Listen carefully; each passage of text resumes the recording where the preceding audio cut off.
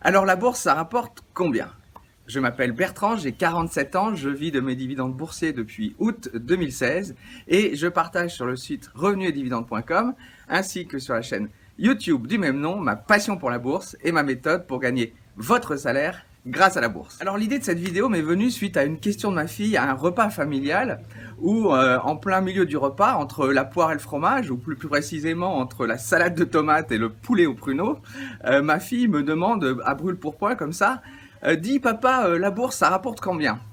Et elle rajoute d'ailleurs, est-ce qu'on est riche? Alors un peu médusé par cette question et non préparé, je me lance dans une explication où je lui donne des chiffres, des pourcentages, je lui parle de 6,5%, de 10%, je lui parle aussi de 12,61%. Je lui parle aussi de mon temps, je lui dis que je gagne 30 000 euros, puis à un autre moment, je lui dis que je gagne 250 000 euros. Je lui donne des termes tels que rendement, performance, etc. Bref, je m'embrouille un peu, et au bout de 2 minutes, ma fille sort de table et me dit dans ses mots d'ado, ça me saoule, je comprends rien, c'est bien ce que je pensais, la bourse c'est compliqué. Et à ce moment-là, je finis mon repas, Marie, la tête baissée devant mon poulet au pruneau, en me disant que vraiment, j'avais pas vraiment réussi mon explication. Ce fut vraiment une grosse claque pour moi. Moi qui me donne pour objectif de partager ma passion pour la bourse, de faire comprendre à tout le monde que la bourse c'est simple, que c'est pas compliqué, et ben si je suis pas capable d'expliquer ça à une fille de 18 ans, et ben j'avais échoué. D'autant plus que ma fille n'a pas d'aversion particulière aux chiffres, puisque en plus elle fait une école d'ingénieur. D'autant plus qu'à peu près au même moment, je discutais avec un ami et je lui présentais mon portefeuille, ce que je faisais, et je lui expliquais mon rendement. Et il me fait une réflexion en me disant qu'il avait lui dans son portefeuille une SICAV qui avait un rendement plus important que le mien, puisqu'il avait un rendement entre guillemets de 12% par an. Donc tous ces éléments m'ont amené aujourd'hui à vouloir faire cette vidéo et à vous expliquer clairement ce que rapporte la bourse. Parce que finalement la question que m'a posée ma fille, je pense que beaucoup de personnes se la posent et peut-être vous en particulier. Donc voilà, je vais essayer d'être pédagogique dans cette vidéo et vous expliquer clairement le concept de rapporter en bourse. Alors la bourse, ça rapporte combien? Alors déjà, le problème avec cette question, c'est le mot bourse qui est un terme très général et finalement, la réponse à cette question dépend de chacun puisqu'on peut dire qu'il y a autant de réponses qu'il y a de portefeuilles boursiers et qu'il y a de personnes qui investissent en bourse. C'est pour cette raison que dans cette vidéo, je vais, pour illustrer mon propos, prendre mon cas particulier et je vais essayer de répondre à la question « La bourse, ça rapporte combien pour moi ?» D'autant plus que sur le site revenus-et-dividendes.com, je vous donne accès à mon portefeuille et à l'évolution de celui-ci. Donc en fait, les chiffres que je vais vous donner, vous les retrouvez dans les analyses et dans les reportings de portefeuille que je fais. Je parlerai aussi du CAC 40, qui est l'indice large de la bourse parisienne. L'idée n'est pas tant de vous donner des chiffres précis que de vous faire comprendre et bien appréhender les concepts liés à la bourse, et en particulier deux concepts importants qui sont le rendement et la performance. Alors quand on pose la question la bourse ça rapporte combien, le problème si je puis dire c'est le mot rapporte, puisque le mot rapporte en fait est assez ambigu, ou plutôt il a deux sens. De manière générale, le mot rapporte fait référence à combien on gagne-t-on en bourse. Et d'ailleurs, c'est intéressant parce que la question de ma fille était liée à ça. Elle me dit, après sa question, est-ce qu'on est riche? Et donc finalement, la question revient à combien gagne-t-on en bourse? Et là, le problème, c'est que gagner en bourse, ça a deux sens. Ça a un sens assez commun qui est gagner en bourse pour faire des plus-values. Et il y a un autre sens qui est gagner en bourse, c'est en termes de revenus. Combien gagne-t-on de revenus? Alors je précise bien que ces deux notions de gagner en faisant des plus-values et gagner en ayant un revenu sont des notions différentes en termes d'évaluation, mais ce ne sont pas des notions opposées. C'est-à-dire que vous pouvez gagner en bourse en ayant un revenu et gagner en bourse en faisant des plus-values. Alors dans l'acceptation la plus générale, gagner en bourse, c'est essentiellement faire des plus-values. Donc en gros, c'est acheter bas et vendre plus haut. Je suis d'ailleurs étonné du nombre de sites de conseils boursiers qui n'ont que cet axe d'investissement et que cet axe pour gagner de l'argent en bourse. Leur seul objectif, c'est de vous dire, pour gagner en bourse, il faut acheter bas et vendre haut. Or, vous savez, ce n'est pas du tout ma perspective, ce n'est pas du tout ma manière de voir les choses. Moi, j'investis en bourse pour gagner un salaire, gagner un revenu. Et c'est comme ça qu'aujourd'hui, je suis devenu rentier. Et c'est cette méthode que je vous explique dans ma formation Devenir rentier grâce aux dividendes. Alors, si on prend le mot rapporte dans le sens gagner de l'argent en générant des revenus, comme moi je le fais, en fait, la notion fondamentale, la mesure de cela, c'est ce qu'on appelle le rendement. Le rendement est la mesure des revenus générés par un investissement. Alors si on prend mon cas, mon portefeuille a un rendement d'à peu près 5,8% par an. Ça veut dire quoi? Ça veut dire qu'en fait, mon portefeuille boursier me rapporte 5,8% par rapport à mon investissement, à la valeur de mon portefeuille.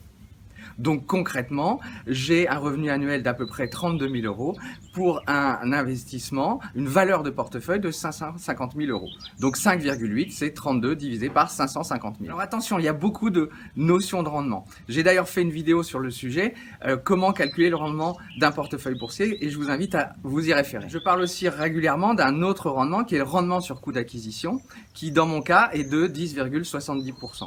Ça veut dire quoi? Ça veut dire que mon portefeuille aujourd'hui me rapporte 32 000 euros par rapport à un investissement initial, donc pas forcément par rapport à la valeur actuelle de mon portefeuille, mais par rapport à un investissement initial de 300 000 euros. Donc vous voyez bien que là, le rendement, c'est la mesure des revenus générés.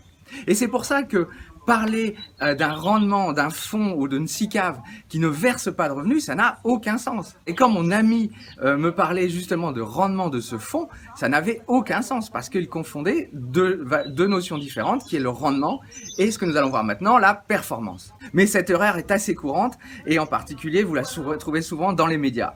Alors, qu'est-ce que la performance? Ben justement, la performance, c'est la mesure des gains ou des pertes d'ailleurs d'un investissement boursier en l'occurrence. Donc, si on prend le mot rapporte dans le sens générer des plus-values, alors la mesure exacte, c'est la performance. Si on prend mon exemple particulier, entre 2012 et 2016, la performance de mon portefeuille boursier a été en moyenne de 12,61% par an. En valeur absolue, cette performance se traduit par un gain boursier d'à peu près 250 000 euros à mai 2017, puisque j'ai investi au départ 300 000 euros et à mai 2017, j'ai une valeur de portefeuille d'à peu près 550 000 euros.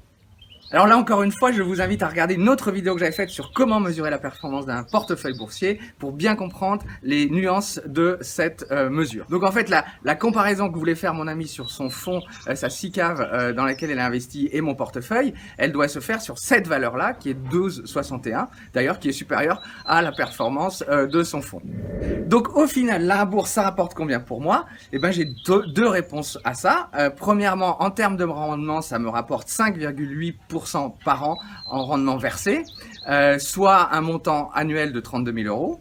Et en termes de performance, ça me rapporte 12,61% sur les 4 dernières années. En termes de performance, en termes de valeur absolue, ça m'a rapporté 250 000 euros.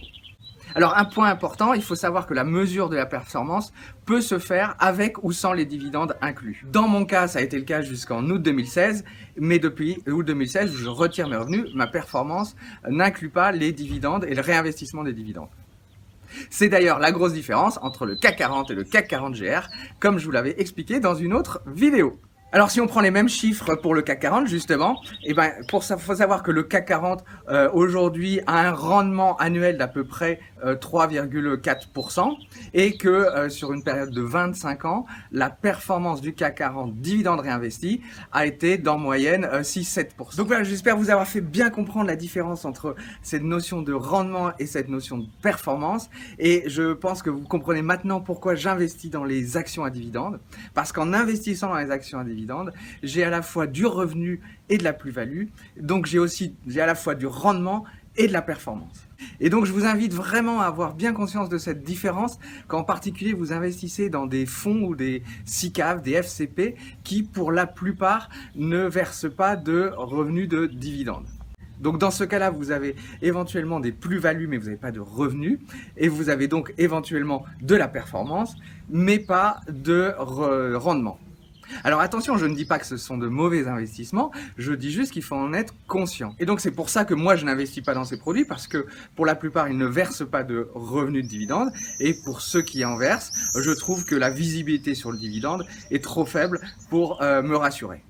Donc c'est pour ça que je vous invite à faire comme moi si vous voulez générer des revenus, et pour ça je vous apprends ma méthode pour gagner 1 000 euros de revenus de dividendes par mois grâce au PEA.